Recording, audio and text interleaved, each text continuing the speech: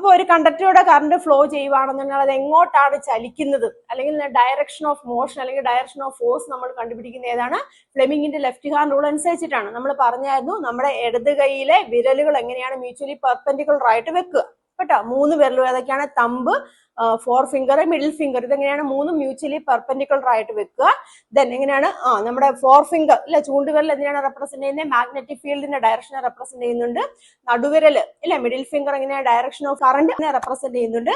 അതുപോലെ തമ്പ് എന്തിനാണ് റെപ്രസെന്റ് ചെയ്യുന്നത്? ഡയറക്ഷൻ ഓഫ് ഫോഴ്സ് അല്ലെങ്കിൽ എന്താണ്? ഡയറക്ഷൻ ഓഫ് മോഷനെയാണ് റെപ്രസെന്റ് ചെയ്യുന്നത്. മനസ്സിലായല്ലോ? അപ്പൊ നമ്മൾ ടെക്സ്റ്റ് ബുക്കിലെ ഫിഗർ വെച്ച് നോക്കുകയാണെന്നുണ്ടെങ്കിൽ മാഗ്നറ്റിക് ഫീൽഡിന്റെ ഡയറക്ഷൻ എങ്ങനെയാണ്? മുകളിലോട്ടാണ്.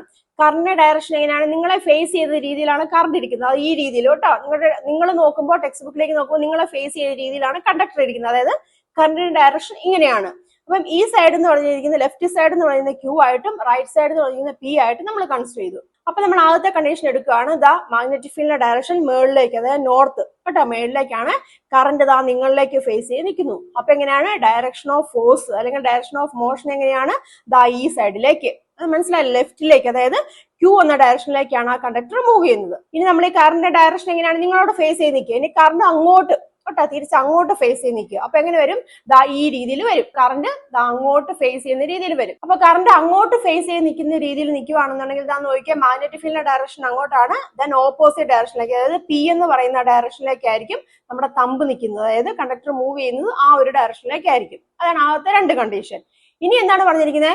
ഈ മാഗ്നറ്റിക് ഫീൽഡ് ഉണ്ടല്ലോ, ഈ മാഗ്നറ്റിക് ഫീൽഡിന്റെ ഡയറക്ഷൻ നമ്മൾ തിരിക്കുവാണ്, അതായത് താഴോട്ടാക്കുക. അതായത് നോർത്ത് എന്ന് പറഞ്ഞു താഴോട്ടാക്കുക. അപ്പം ആ ഒരു കണ്ടീഷൻ ഇതാ ഇങ്ങനെ വരും കേട്ടോ. കറണ്ട് എന്ന് പറഞ്ഞിരിക്കുന്നത് നിങ്ങളിലേക്ക് ഫേസ് ചെയ്ത് നിൽക്കും. ഇതാ അപ്പൊ എങ്ങനെയാണ്? ഡയറക്ഷൻ ഓഫ് ഫോഴ്സ് എന്ന് പറഞ്ഞിരിക്കുന്നത് ആ സൈഡിലേക്ക്, അതായത് പിയിലേക്കായിരിക്കും. മനസ്സിലാവുന്നുണ്ടോ പറഞ്ഞത്? ഇനി ഈ കറണ്ട് ദാ അങ്ങോട്ടാക്കുക. തിരിച്ച് നമ്മളിപ്പോ നിങ്ങളുടെ അങ്ങോട്ടല്ലേ ഫേസ് ചെയ്ത് നിൽക്കുന്നത്. ഇനി അത് കറണ്ട് തിരിച്ചുമ്പോൾ ദാ ഇങ്ങനെ കേട്ടോ ഉള്ളിലേക്ക് വരും. അപ്പൊ ഉള്ളിലേക്ക് വരുമ്പോൾ എങ്ങനെയാണ്? കണ്ടക്ഷൻ ഡയറക്ഷൻ ഓഫ് മോഷൻ അല്ലെങ്കിൽ എന്താണ്? അത് മൂവ് ചെയ്യുന്നത് ഈ ഡയറക്ഷനിലേക്കാണ്, അതായത് ക്യൂവിലേക്കായിരിക്കും. അപ്പൊ ഇതാണ് ഈ 4 കണ്ടീഷൻ എന്ന് പറഞ്ഞിരിക്കുന്നത്. മനസ്സിലായല്ലോ? ഇനി അടുത്ത കണ്ടീഷൻ എന്ന് പറഞ്ഞിരിക്കുന്നത് ഇതുണ്ടല്ലോ, ഈ മാഗ്നറ്റിക് ഫീൽഡിന്റെ ഡയറക്ഷനും അതുപോലെ തന്നെ കറന്റ് ഡയറക്ഷനും റിവേഴ്സ് ചെയ്യുക. നമ്മൾ ആദ്യമേ ഇരുന്ന എങ്ങനെയാണ്? മാഗ്നറ്റിക് ഫീൽഡ് മേളിലേക്ക്, കറണ്ട് നിങ്ങളിലേക്ക് ഫേസ് ചെയ്യുന്ന രീതിയിൽ. ഇനി മാഗ്നറ്റിക് ഫീൽഡ് താഴേക്ക് ആക്കും, കറന്റ് അങ്ങോട്ടും ആക്കും. മനസ്സിലാവുന്നത്? മാഗ്നറ്റിക് ഫീൽഡ് താഴേക്കാക്കി, ഇതാ കറന്റ് അങ്ങോട്ടും ആക്കി. അപ്പൊ എങ്ങനെയാണ്? ആദ്യത്തെ, അതായത് ക്യൂ പൊസിഷനിലേക്ക്, ലെഫ്റ്റിലേക്ക്. അപ്പൊ ആദ്യമേ എങ്ങനെയല്ലായിരുന്നു? ആദ്യമേ ക്യൂവിലേക്കല്ലേ പോയത്.